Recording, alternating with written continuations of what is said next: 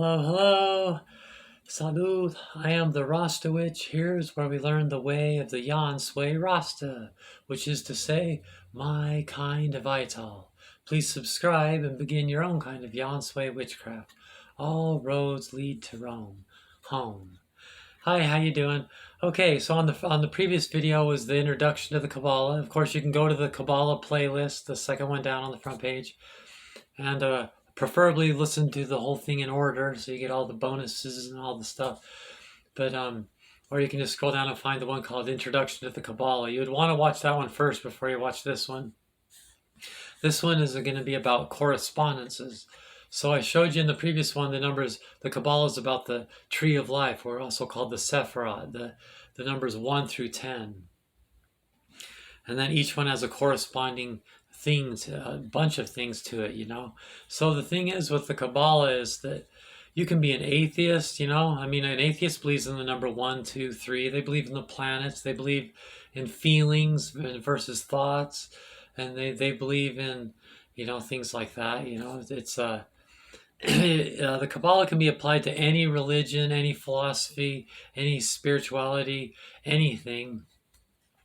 In fact, that's what the Kabbalah has been in the past. Like I live in Utah. Like Mormonism, it's known that Joseph Smith was into the Masons, which is based on the Kabbalah. Because anybody did that. When you start a religion, you have to know these things because you need to know what components your new system needs to have, and what they need to what they need to say and then that's why religion's out of date. Nowadays we know how to read. It's the day of information. We can decide for ourselves what our personal correspondences are and personalize it to ourselves. But in the past, everything had to be spoon-fed to everybody.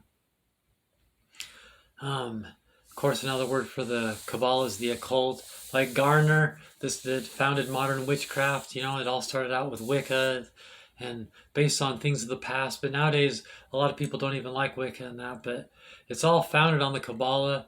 All of the occult is. Notice that any book you read about witchcraft, it mentions the Kabbalah in it. And if it doesn't, it has the correspondences in there. You just have to know what to look for. So it's just the foundation of everything from faith, just everything, So, but if you have deities, then obviously you personalize those as the correspondences for your things. So it also works if you're a theist. So the basic component, like I explained in the previous video, is it's all based, like it says in the Sefer Yetzirah, it's based on the tetragram, Yod Che Vav Che, pronounced Yahweh. And you don't have to use tarot cards. In this video, I'll show you that there's a corresponding Hebrew character for everything, really. And you can either just go with that, or you can have a corresponding tarot card that goes with each of those so that you have a picture. Like, for example, this is the 10 of wands, and it has a picture of a guy with 10 wands, and there's so much magic power that they're about ready to fly out of the bundle, and because it's the completion of the suit, the numbers go to 10, so there's like the ace, the number 1 of each card's called the ace. So there's like the ace of wands, second 2 of wands, 3 of wands, blah, blah, blah, all the way up to the 10 of wands, and then there's that for each thing. Yod, the first character, is wands. Che, the second character, is cups. Val, the third character, is swords, and pentacles is the fourth character, the final Che, and then that corresponds to all those things. So remember, it's number 1, 2, 3, and 4 correspond to Yod Che Vav Che, but number 0 comes first, like I explained with the negative vowels. So it's really 0, 1, 2, 3, 4. Some people say there's 5 elements, ether, fire, water, air, and earth, So anyway, so the basic correspondences with that is Yod is wands, red, fire energy, the direction of south, so that's like creativity, sexual energy, it's a masculine energy, and creative energy. Did I say that again? And then so the second letter, Chod, is the number 2, blue, cups. It's east. It's intuition, feeling, dreams. And then the third letter is Vow, which is swords, and it's yellow. It's east. It's air. It's like intellectual and thinking and that, and words, like words cut through the air like swords. And then the fourth one is pentacles, and that's earth, and that's green, and that's north. So north is earth. East is water. East is air, because that's like where the Bible and everything comes from, and the Holy Land, and that's where the scriptures come from, and it's where the words come from, and that. South is red and fire, and then west is water and intuition, and so that's what that's all based on, in the concept of the Kabbalah. I mean the tarot cards. So you can see there's the 10 letters. So it goes 1. See how there's a Hebrew character in each one of those? See that? So there's a corresponding Hebrew character. So number 1 is the color white and is Keter, which means crown. See? 2, and I went over that on the first video, right? And then there's the pathways have, so really like all of the number 1 cards correspond to 1, all the 2 cards correspond to 2, and then you can see like this pathway is the Fool card, and this pathway is the Magus card. The cards that aren't numbers but they're names, like the Devil card and the Tower and the High Priestess, those are the pathways, right? So as far as the Hebrew characters, so first of all, you have what's called the mother letters, Shem, Mem, and Aleph, and so that's like Shem is like fire, so it's like summer, and fire, and head, and sulfur, and Mem is like winter, water, stomach, Mercury, like the parts of your body, and then the Aleph is like spring, air, chest, salt, Then you have the double letters, the double letters like Beth, Gimel, Dalet, Kaf, Pei, Resh, Tau. Those are the double letters, 1, 2, 3, 4, 5, 6, 7 of them.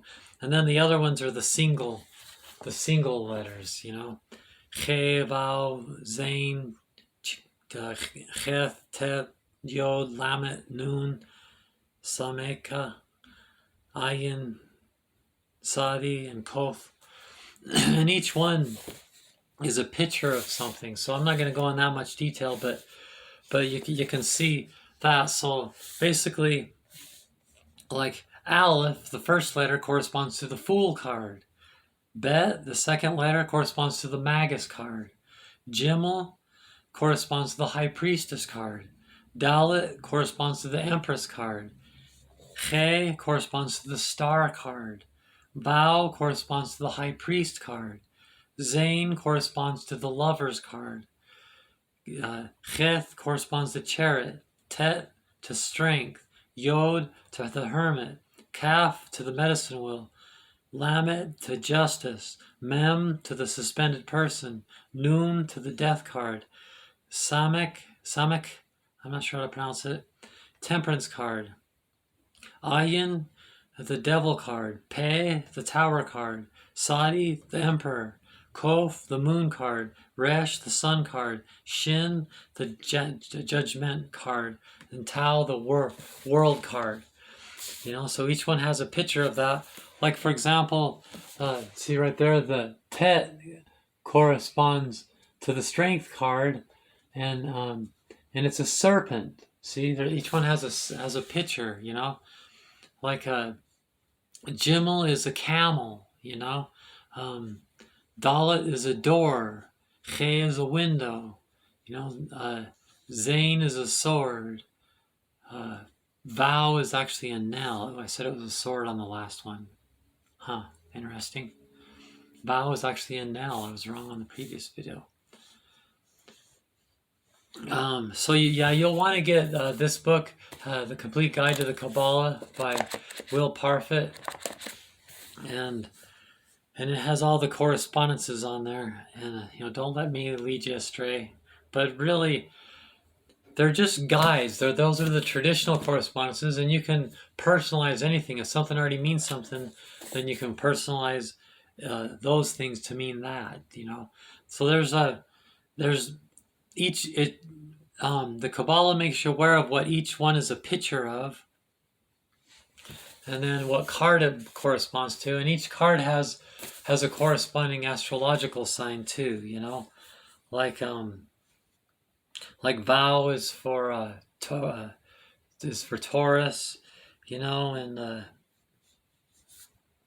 I don't know. I don't have them that memorized, but I just have everything written down, but they're in the information is in the tarot card, so you can see. Like, here's my Thoth deck. The corresponding tarot card for in the Thoth deck. She's not called the High Priestess; she's just called the Priestess.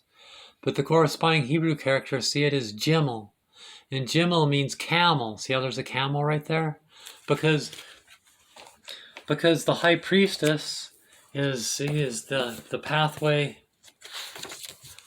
that connects the center, the self, to the top of the tree, and across the abyss.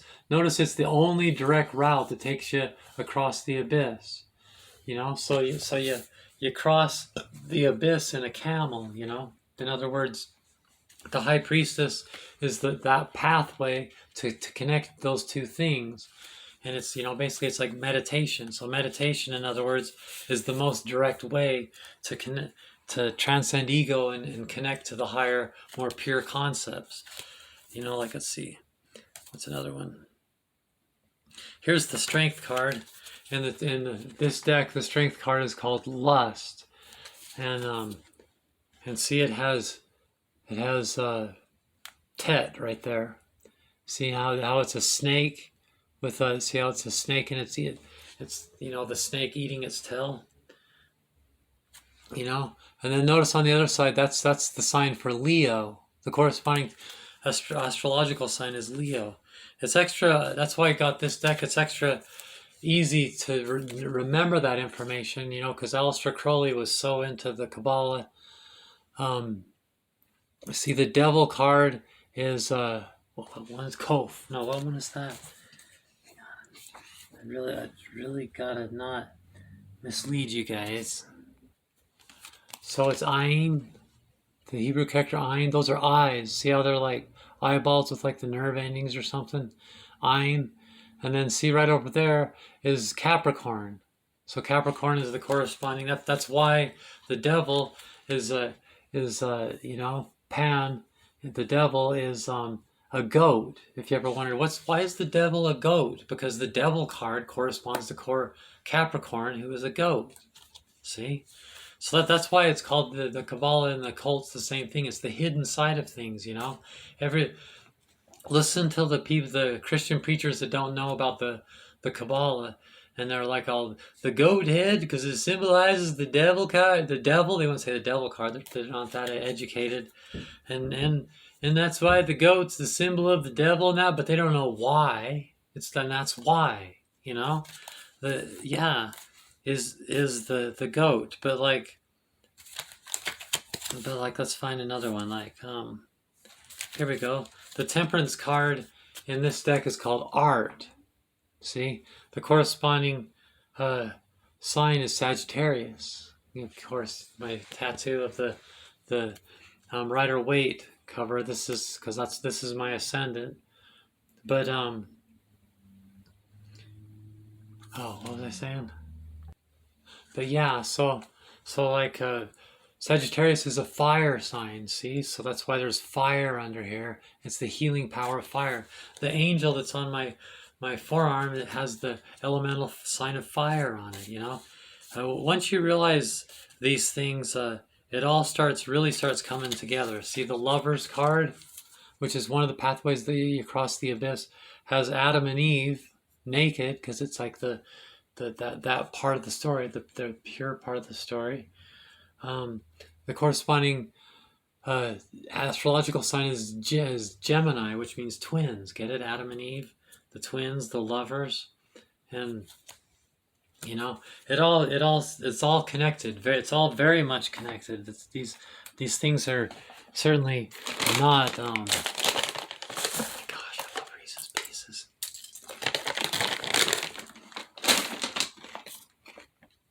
So you see, that's so like in Utah, we know that the Mormons, Joseph Smith was big into was a Mason, and brought these symbols over.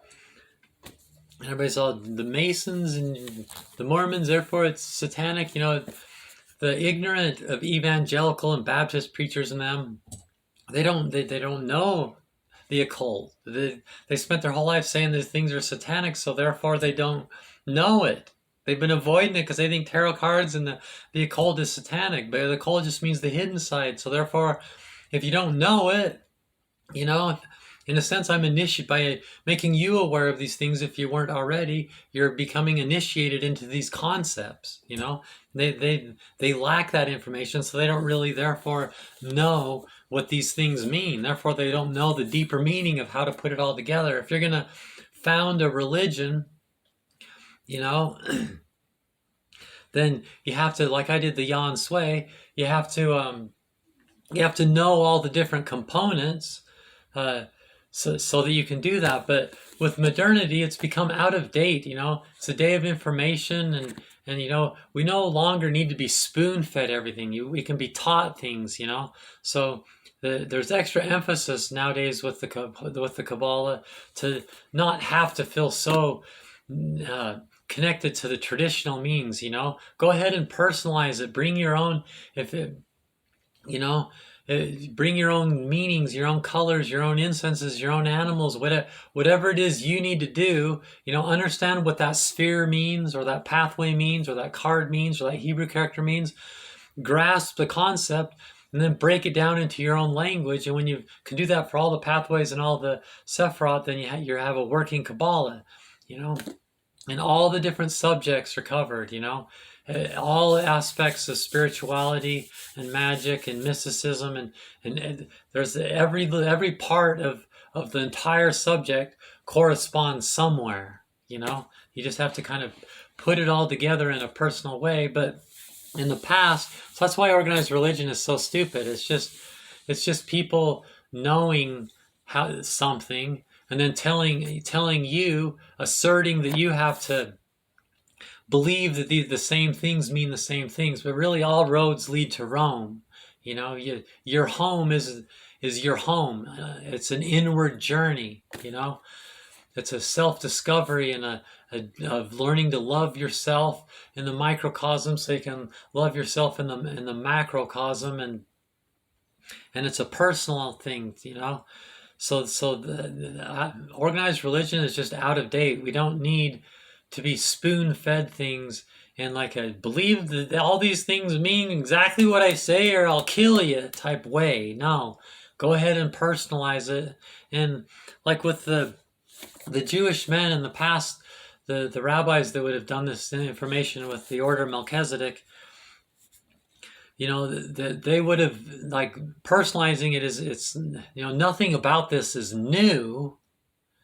It just takes on new meaning in a modern world. You know, they would have been personalizing it and mysticizing and discussing and having differences of opinions.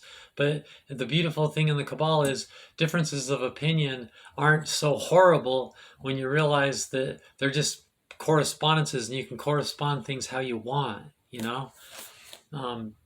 And that's why it's important, like in witchcraft, you know, witchcraft, which is also based on the Kabbalah. If you ever hear a witch say, that's not true, you're not a true witch, that's not how witchcraft works. this is this and this means that, and it's just not how magic works. It's not, witchcraft doesn't work that way. Any true witch, and notice, listen to many podcasts with witches. You can always tell the witches that really understand witchcraft in a genuine way. They always say, this is what I believe this means, this is what it means to you, but feel free to, bring it, make it your own way, and in your, you'll never hear a true witch say, this means this, and and if you don't believe it that way, you're not a true witch. And if anybody tells you that these things mean anything different, know that they're not true witches. That's no, it's not how it works. Those people are probably narcissists. That's probably a red flag that they're narcissists. Bad. And on my playlist Minecraft, I have the 13 flags of what a narcissist is. 666. There's a narcissist epidemic. Beware. Tread carefully. So anyway, so that's what I wanted to go over, the correspondences, because in the first video I went over all the different pieces, and you already got the idea that things correspond to it, so now you can see the goal, like I already said, is to have a working Kabbalah. That's why you need the book. You need Will Parfit, and so like other books, like the reason Will Parfit's book is so good, why I recommend it, is because it's written in like a charts, and it's like all charted out and everything, so that with emphasis on it's a personal thing, so that you can look at the traditional correspondences and sort through them and take the ones that work for you and find the ones that don't. You can find things from your own experience and start creating a working Kabbalah. Once you have a working Kabbalah, the other books are really useful because it's other people coming from that perspective, a working Kabbalah perspective. Most of the books on the Kabbalah are written from the perspective of you'd have to also have a working Kabbalah to even understand it. Even like there was this one I read that was for children, to teach children the Kabbalah, and so it was supposed to be extra basic, and it would just jump into everything. This is the letter Dalet. It's a picture of this because it means that, but that letter means this, and that means something to me because why? It's just so you can read any book that calls, like a witch will always say, pick any deck, whatever calls to you. Pick any book on the Kabbalah, whatever calls to you, and that's true. But you might also trust me that a really good place, and you can go to your local bookstore and order it. Like Barnes and Nobles, you can order books and just start. I would recommend starting there, so it can be all charted out and everything. But I haven't read every book on the Kabbalah that exists. There might even be one that's better than that. It doesn't matter. Nothing matters. You realize that that's what religion, spirituality, all these things, the world's full of people killing each other because no, this means that, and unless you accept Jesus, you're going to hell, and hell doesn't even exist for one thing. That's, and Satan's a fictional character. Satan's just the devil card, which is one of the whole Kabbalah. It's your inner workings. The devil is just one of the things inside of you, like that NXS song, "Devil Inside, Devil Inside." Every single one of us, the devil inside.